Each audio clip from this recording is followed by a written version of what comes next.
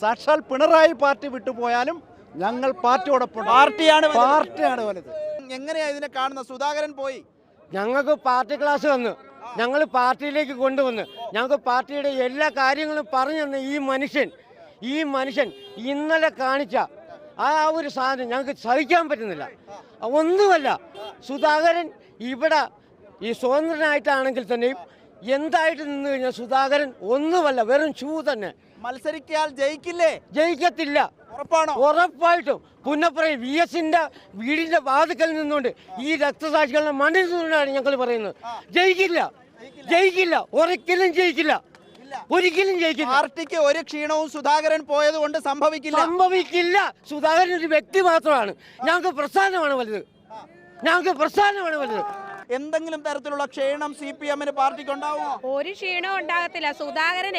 സുധാകരനല്ലേ ഇവിടെ ജയിച്ച, ഇവിടെ പാർട്ടിയെ ജയിച്ച ഇത്രയും വർഷം കൊണ്ട്. അത് സുധാകരൻ ആരുമല്ല ഇവിടെ. ഈ കാണുന്ന ജനങ്ങളുടെ മൊത്തം മനസ്സിലെ വികാരം, ആ വികാരം മനസ്സിലാക്ക്. അത് CPM ആണ്. ഇത് CPM ആണ്. ഇത് രക്തസാക്ഷികളുടെ പ്രസ്ഥാനമാണ്. സുധാകരൻ ആരാ? ഞങ്ങളെല്ലാരും കൂടെ പൊക്കിക്കൊണ്ട് വന്ന ആളല്ലേ. നാളെ സാക്ഷാൽ പിണറായി പാർട്ടി വിട്ടാൽ പോലും പാർട്ടി ഇവിടെ കാണും. എങ്ങനെ? സാക്ഷാൽ പിണറായി പാർട്ടി വിട്ടുപോയാലും ഞങ്ങൾ പാർട്ടിയോടൊപ്പം. പാർട്ടിയാണ് വലുത്.